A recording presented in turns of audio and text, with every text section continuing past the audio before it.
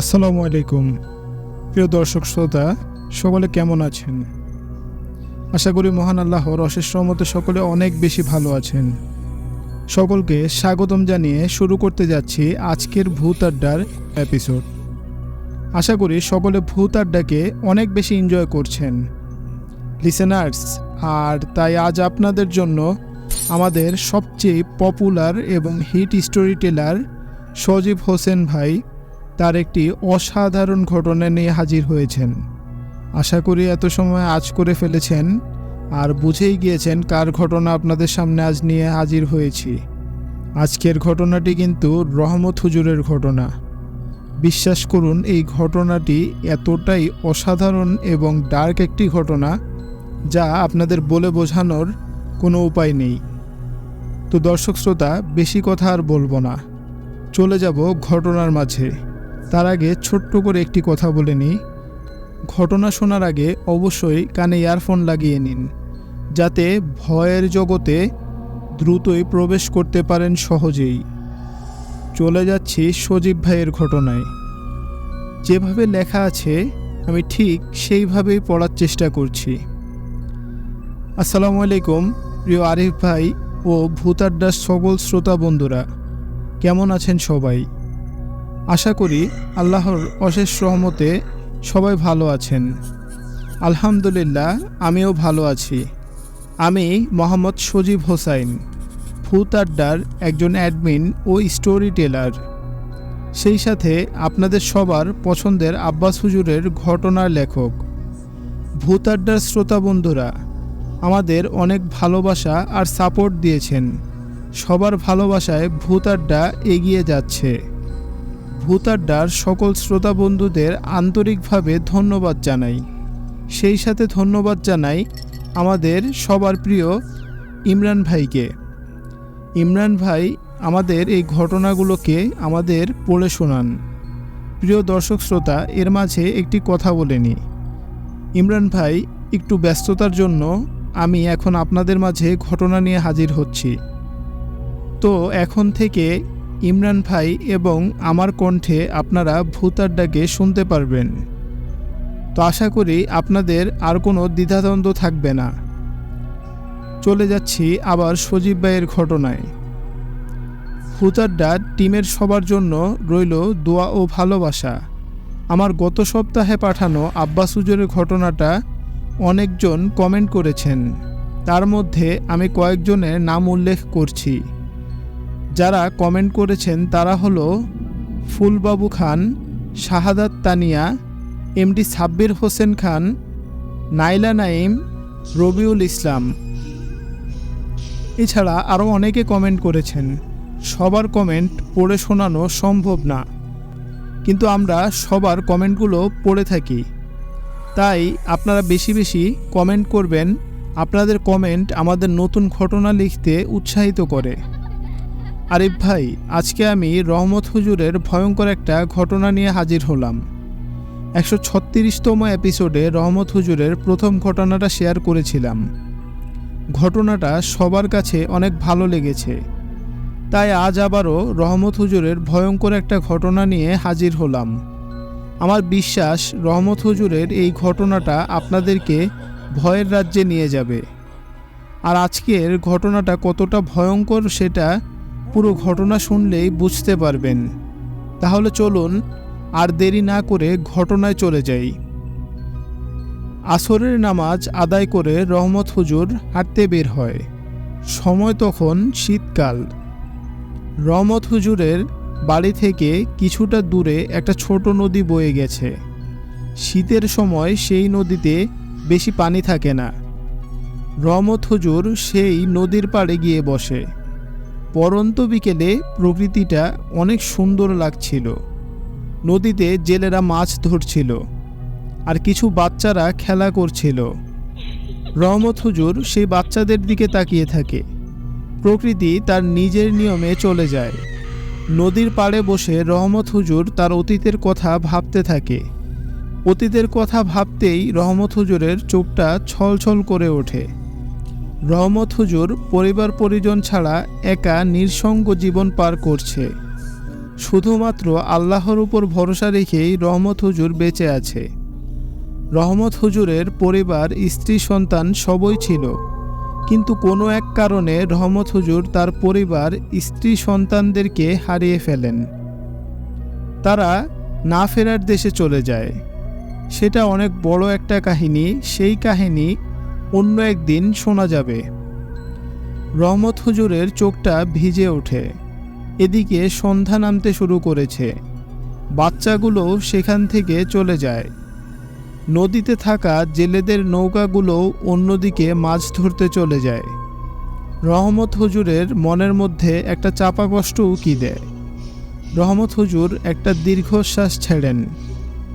এমন সময় রহমত হুজুর তার কাঁধে একটা হাতের স্পর্শ পান। রহমত হুজুর দেখেন ইসরাফিল জিন তার পেছনে দাঁড়িয়ে আছে। রহমত হুজুর ইসরাফিল জিনকে সালাম দেয় আর উঠে দাঁড়ায়। ইসরাফিল জিন সালামের জবাব দিয়ে বলে, হুজুর, আপনি কি ভাবছেন সেটা আমি জানি, কিন্তু কি করবেন বলেন? আল্লাহর উপর ভরসা রাখুন। কিন্তু আছেন, হয়তো আল্লাহ আপনাকে পরীক্ষা করছেন, আর আপনার কষ্ট দেখলে আমি সহ্য করতে পারি না। আল্লাহ আপনাকে নিশ্চয়ই এর উত্তম প্রতিদান দিবেন। একজন সৎ আল্লাহওয়ালা মানুষকে আল্লাহ বিভিন্ন রকম ভাবে পরীক্ষা করেন। হয়তো এই দুনিয়াতে আল্লাহ আপনাকে পরীক্ষা করছেন, কাল হাসরের মাঠে আল্লাহ আপনাকে উত্তম প্রতিদান দেবেন। হুজুর, সন্ধ্যা হয়ে গেছে, কিছু সময় পর মাগরিবের আজান হবে। আপনি এখান থেকে চলে যান। আর জায়গাটা তো ভালো না, সেটা আপনিও জানেন। আপনি মন খারাপ করে আছেন জন্য আপনার কাছে আসলাম। আপনি এখন এখান থেকে চলে যান। রহমত হুজুর ইসরাফিল জিনের কথা শুনে তার চোখের পানি মুছে ফেলে। তারপর ইসরাফিল জিনের দিকে তাকিয়ে একটা মুচকি হাসি দিয়ে বলে, আল্লাহ আমাকে আপনার মতো একটা বন্ধু দিয়েছে। এটা আমার কাছে অনেক বড় নিয়ামত। এই পৃথিবীতে সব কিছু হারিয়েছি, কিন্তু আপনার মতো একজন বিশ্বস্ত বন্ধু পেয়েছি। আল্লাহর উপর আমার পূর্ণ ভরসা আছে। তিনি যেটা করবেন আমি সেটাতেই সন্তুষ্ট। তারপর আরও কিছু সময় কথা বলার পর ইসরাফিল জিন সালাম দিয়ে চলে যায়। রহমত হুজুরও চলে আসার জন্য প্রস্তুতি নেয়, কিন্তু এমন সময় রহমত হুজুর একটা বিষয় খেয়াল করে। রহমত হুজুর দেখে নদীর মাঝে হঠাৎ করেই পানিতে একটা পাক তৈরি হলো। আস্তে আস্তে পানির পাকটা বিশাল হয়ে যায়। মনে হচ্ছে নদীর পানি উপচে পড়বে। রহমত হুজুর কিছু সময় সেদিকে তাকিয়ে থাকে।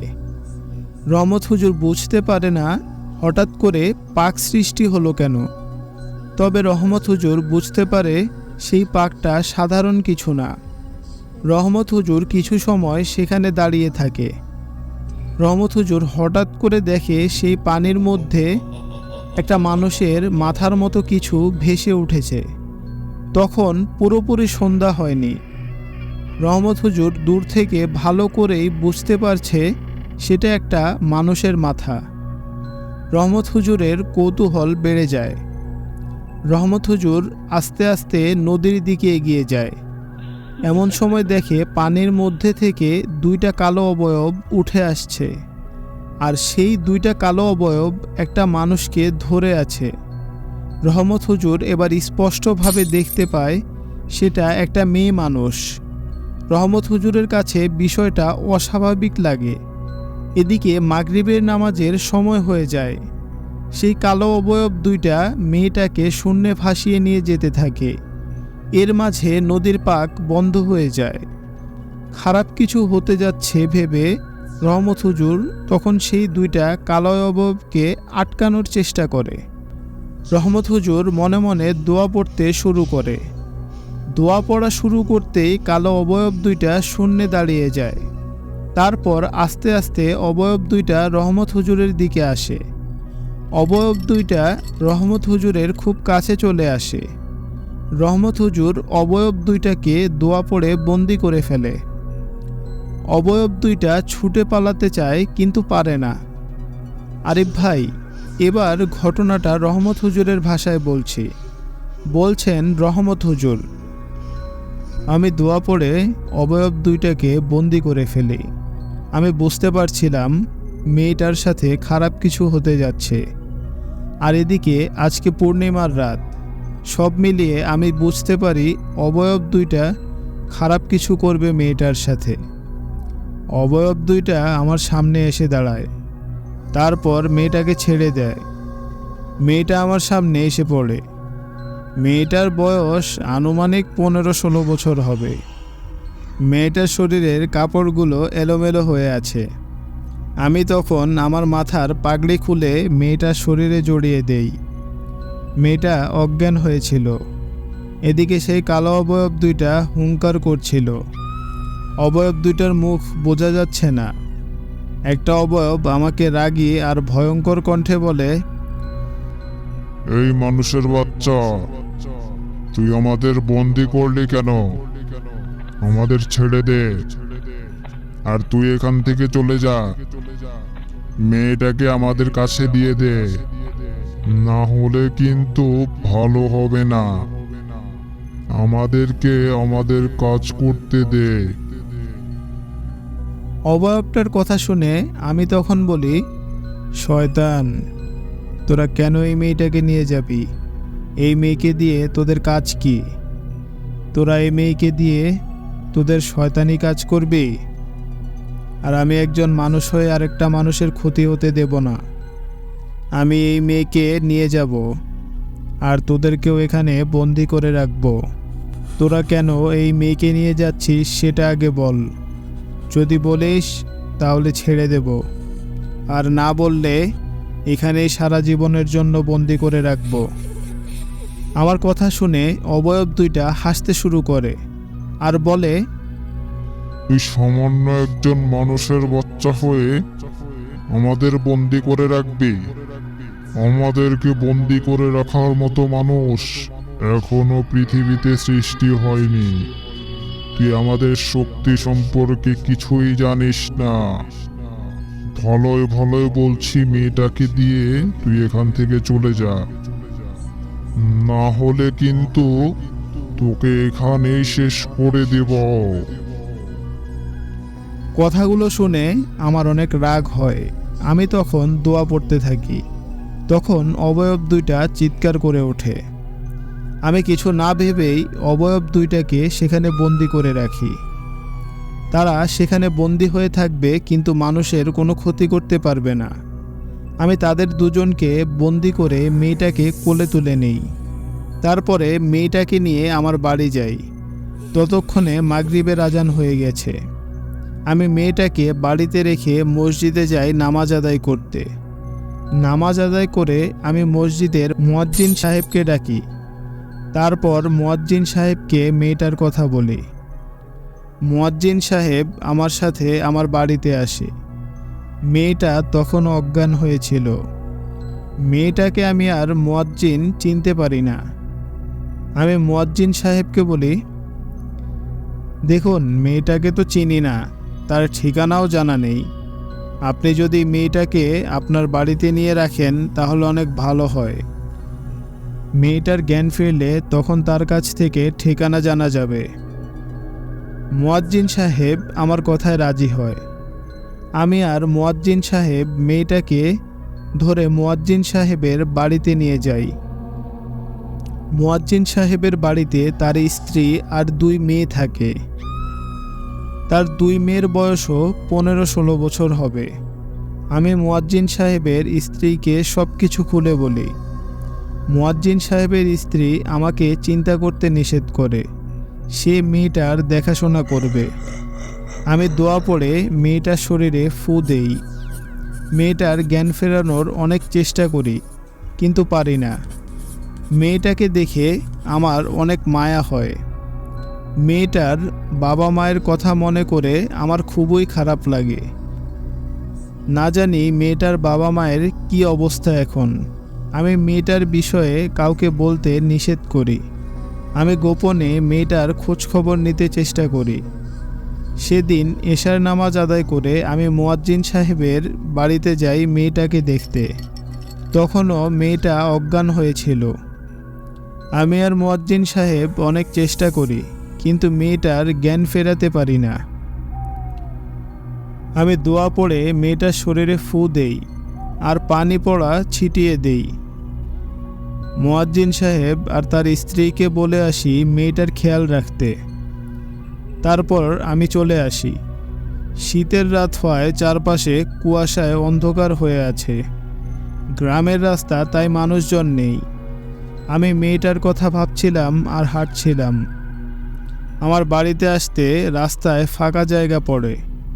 সেখানে কোনো বাড়িঘর নেই। সেখানে একটা ভিটা আছে। সবাই সেটাকে জোলার ভিটা বলে।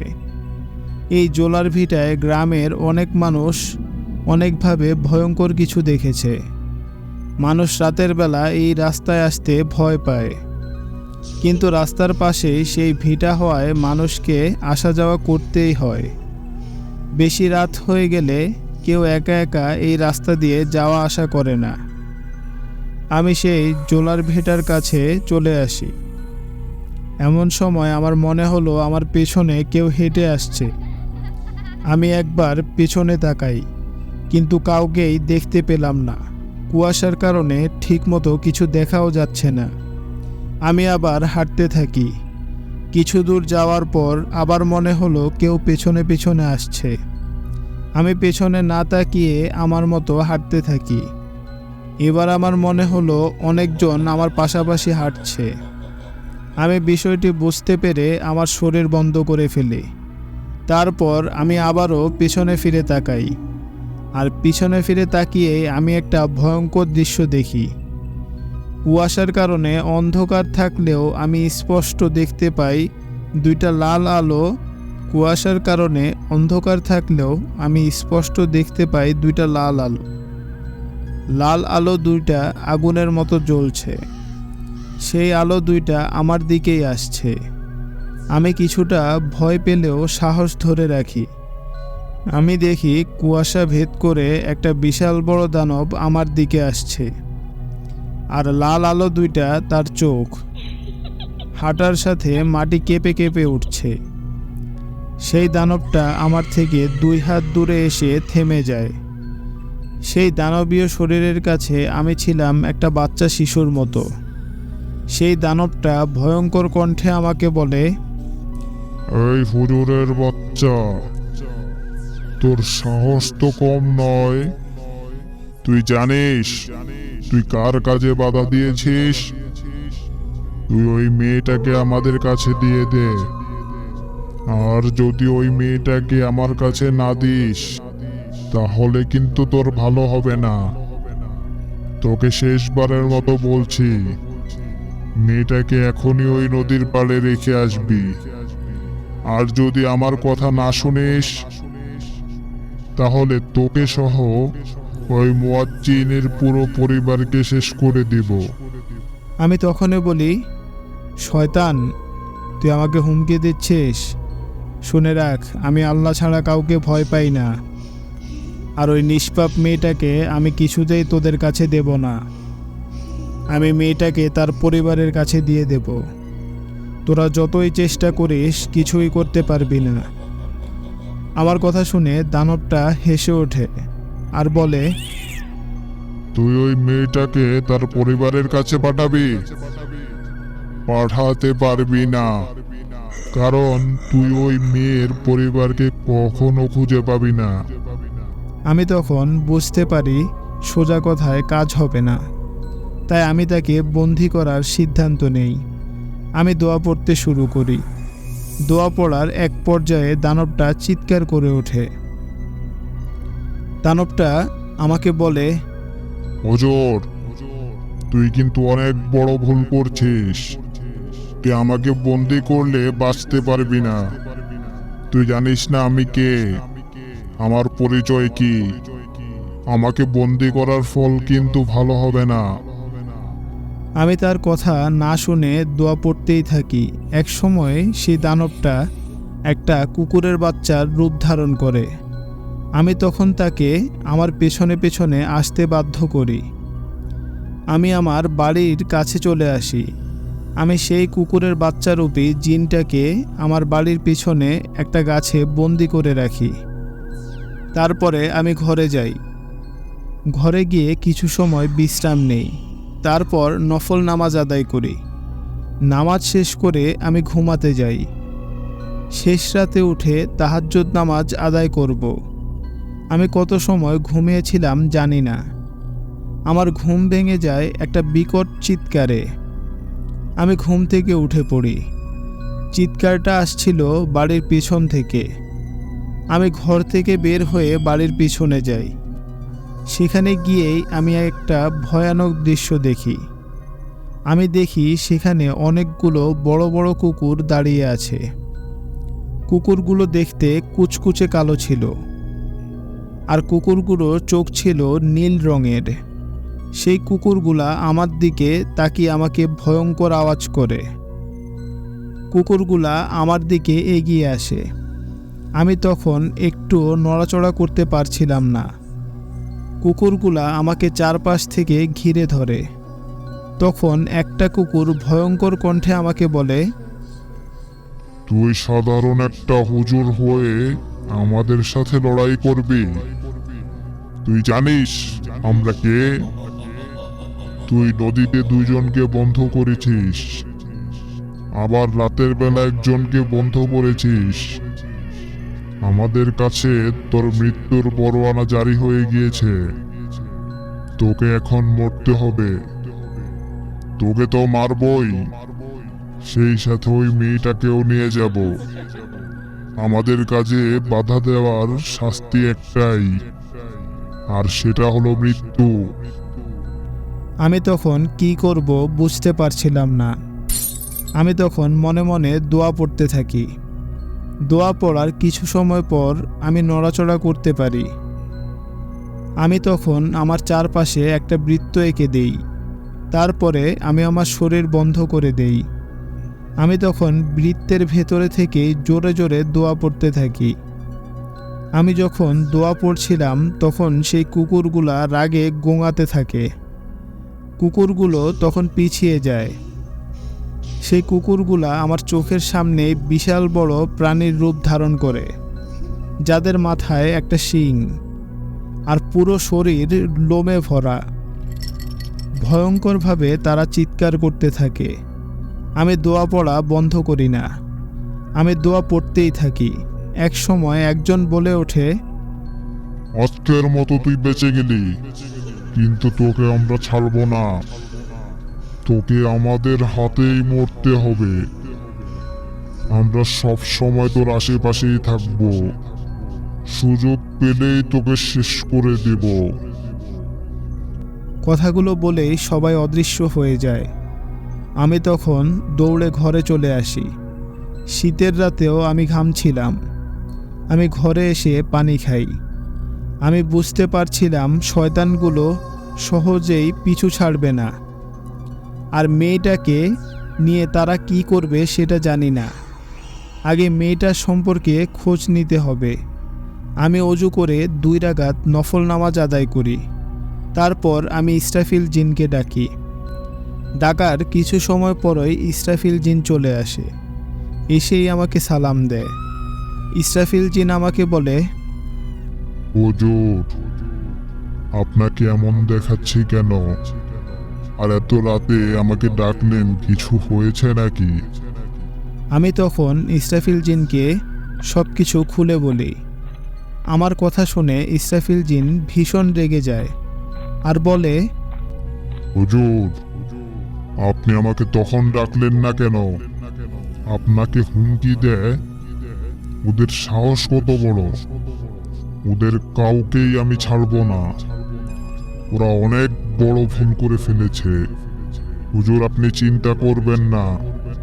আমি ওদের সবাইকে আপনার পায়ের কাছে এনে রাখবো। আপনি নিজ হাতে ওদের শাস্তি দেবেন। আমি বুঝতে পারি ইসরাফিল অনেক রেগে গেছে।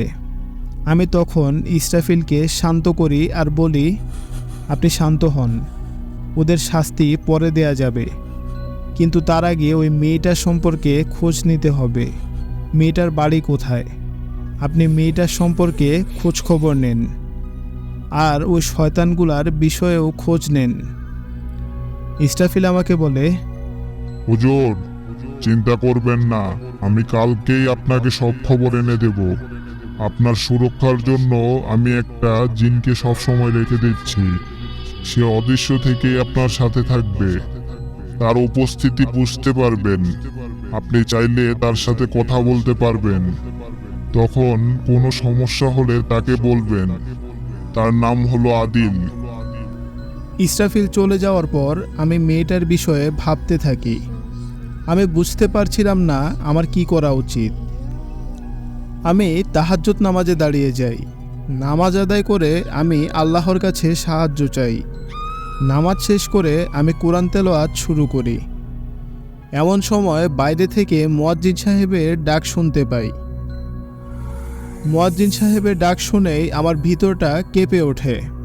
আমি তাড়াতাড়ি করে ঘর থেকে বের হই। ঘর থেকে বের হয়ে আমি দেখি মুয়াজ্জিন সাহেব হাঁপাচ্ছে। আমি মুয়াজ্জিন সাহেবের কাছে যাই। মুয়াজ্জিন সাহেবকে দেখে মনে হচ্ছে সে অনেক ভয় পেয়েছে। আমি মুয়াজ্জিন সাহেবকে শান্ত করার চেষ্টা করি। তখন মুয়াজ্জিন সাহেব আমাকে বলে, হুজুর, মেয়েটাকে ভয়ঙ্কর দুইটা এসে নিয়ে গেছে। আমি অনেক চেষ্টা করেছি তাদেরকে আটকানোর জন্য, কিন্তু আমি তাদের আটকাতে পারিনি। তারা মেয়েটাকে কোথায় নিয়ে গেছে সেটাও জানি না। সেই ভয়ঙ্কর মানুষগুলোকে দেখে আমার স্ত্রী আর মেয়ে ভয় অজ্ঞান হয়ে গেছে। আমি তাদেরকে রেখে আপনার কাছে চলে এসেছি। আপনি কিছু একটা করেন, ওই মেয়েটাকে বাঁচান হুজুর, ওই মেয়েটাকে বাঁচান। মুয়াজ্জিনের কথা শুনে আমার পায়ের নিচ থেকে মাটি সরে যায়। আমার মনের মধ্যে ভয় চলে আসে। মেয়েটাকে ওই শয়তানগুলাই নিয়ে গেছে। আমি তখন ইসরাফিলকে ডাকার সিদ্ধান্ত নেই। ঠিক এমন সময় অদৃশ্য থেকে কেউ আমার কানের কাছে সালাম দেয়। আমি বুঝতে পারি এটা আদিল জিন।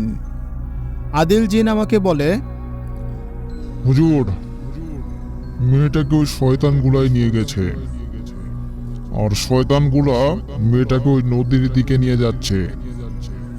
আপনি তাড়াতাড়ি নদীর দিকে যান, আমিও সেখানে যাচ্ছি। কথাটা বলেই কণ্ঠটা অদৃশ্য হয়ে গেল। আমি দেরি না করে মুয়াজ্জিনকে সাথে নিয়ে নদীর দিকে যাই। আমি আর মুয়াজ্জিন দৌড়াচ্ছিলাম।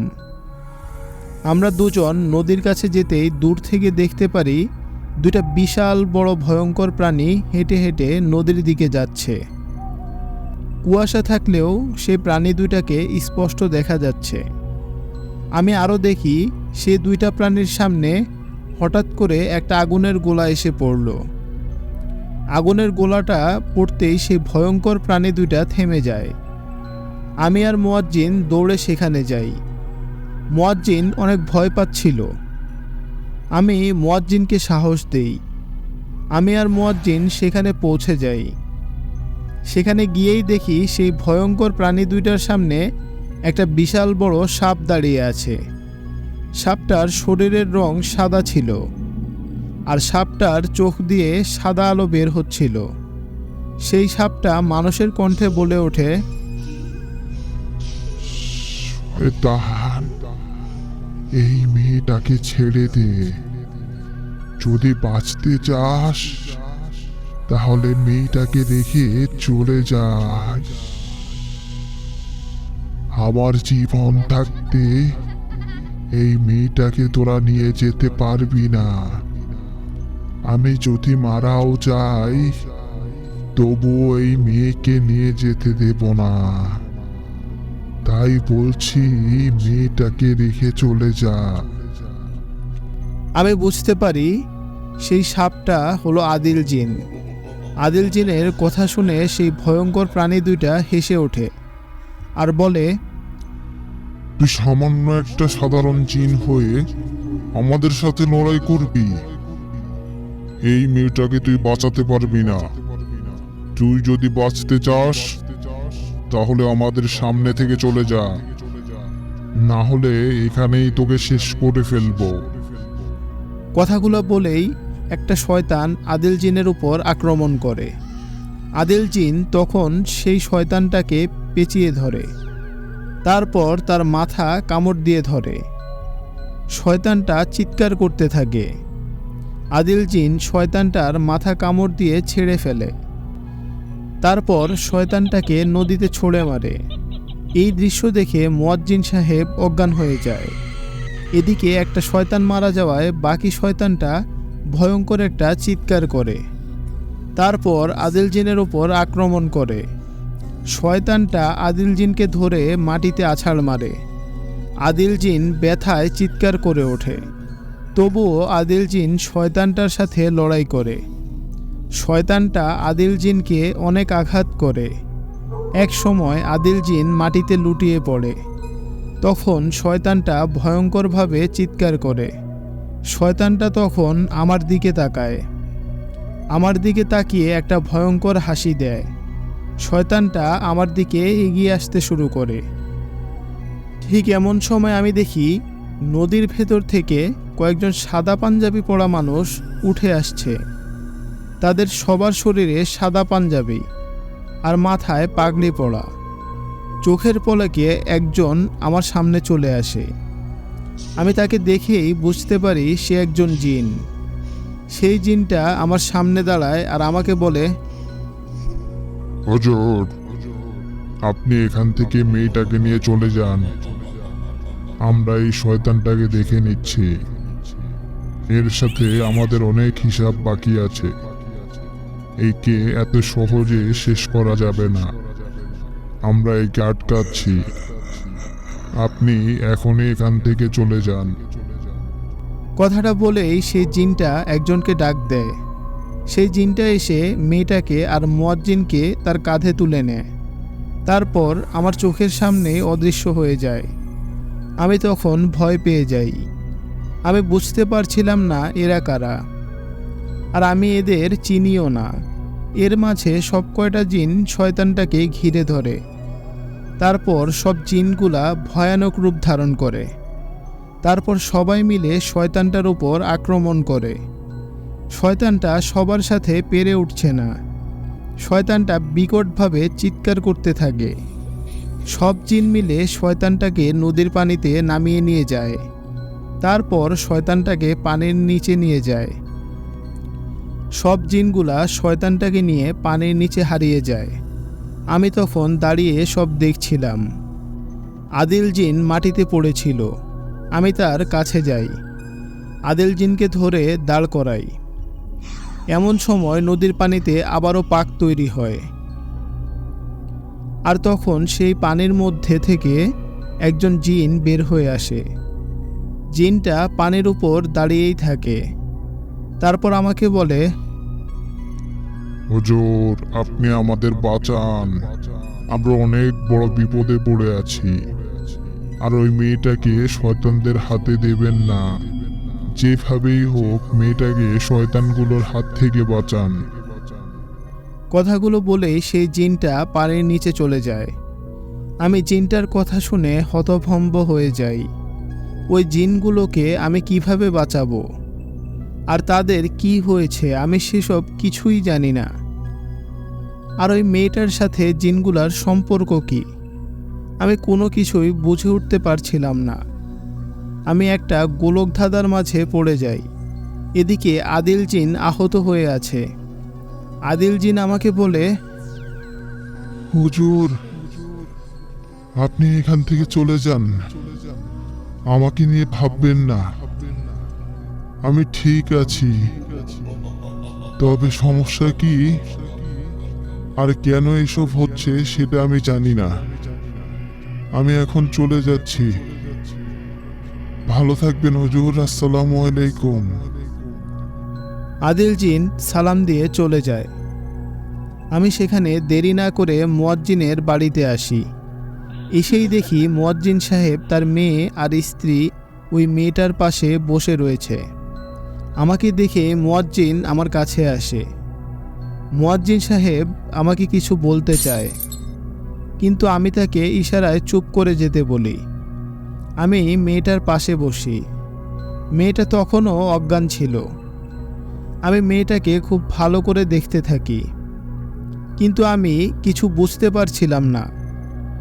আমি সেদিনটাতে আর বাড়িতে যাইনি। আমি মুয়াজ্জিন সাহেবের বাড়িতেই ছিলাম।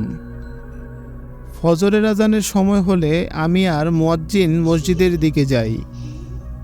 আমরা দুজন যখন মসজিদের দিকে যাচ্ছিলাম তখন পরিবেশটা কেমন যেন অন্যরকম লাগছিল। অন্য দিনের চেয়ে বেশি শুনশান নীরবতা মনে হচ্ছিল। আমি আর মুয়াজ্জিন মসজিদের কাছেই চলে এসেছি। এমন সময় আমাদের সামনে একটা আগুনের গোলা এসে পড়ে। সেই আগুনের গোলাটা একটা ভয়ঙ্কর রূপ ধারণ করে, যার চোখ মুখ নাক কিছুই নেই, শুধু মাথা আছে আর সারা শরীরে কালো লোমে ভরা। সেই ভয়ানক জিনিসটা হঠাৎ করে সামনে আসতেই মুয়াজ্জিন সাহেব ভয় পেয়ে যায়। মুয়াজ্জিন সাহেব আমার পিছনে গিয়ে দাঁড়ায়। আমি বুঝে গিয়েছিলাম এটা একটা শয়তান।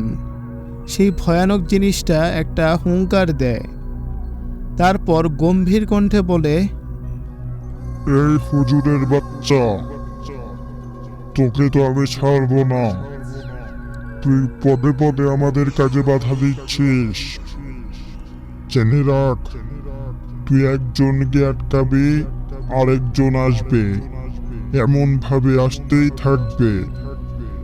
আর তোর এই সামান্য চামচা দিয়ে আমাদের সাথে মোকাবেলা করতে পারবি না। তোর সময় শেষ হয়ে এসেছে। এখন আমি নিজ হাতে তোকে শেষ করব, কথাটা মাথায় রাখিস। সেই ভয়ানক শয়তানটার কথা শুনে মুয়াজ্জিন সাহেব ভয়ে কাঁপতে থাকে। আমি কোনো কথা বলার সুযোগ পাই না। তার আগে শয়তানটা আমাকে ধরে ফেলে। আমাকে ধরে একটা আছাড় মারে। কিছু বুঝে ওঠার আগেই শয়তানটা আমার উপর আক্রমণ করে বসে। আমি এতে অনেক ব্যথা পাই।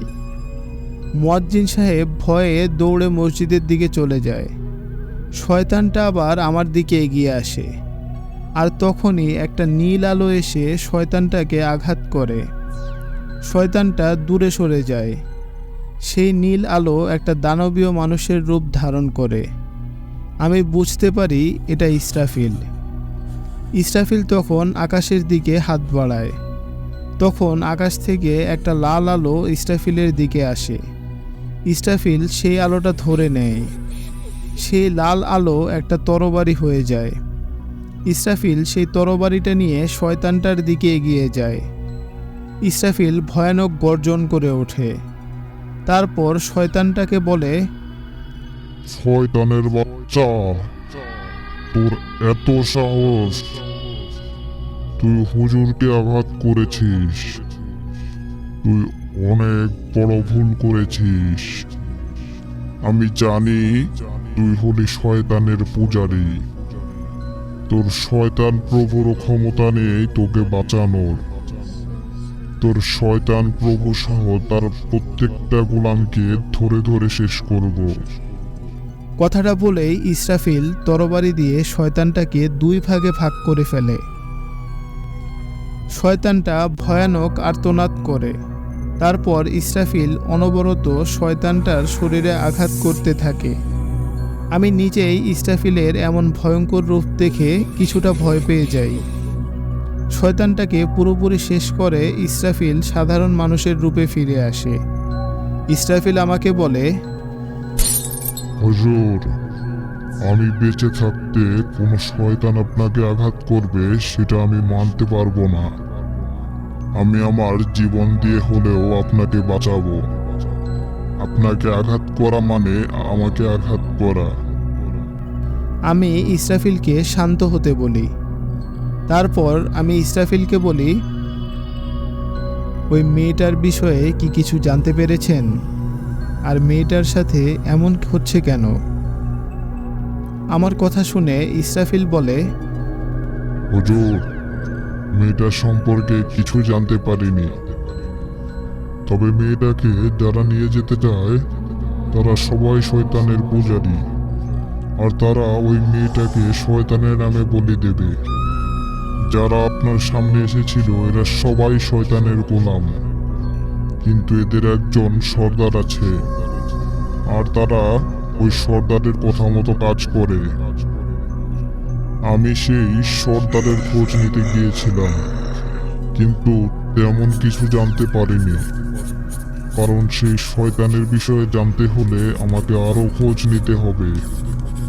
তবে আমি আমাদের বাদশার সাথে কথা বলেছি। আমাদের বাদশা আপনাকে সালাম জানিয়েছেন।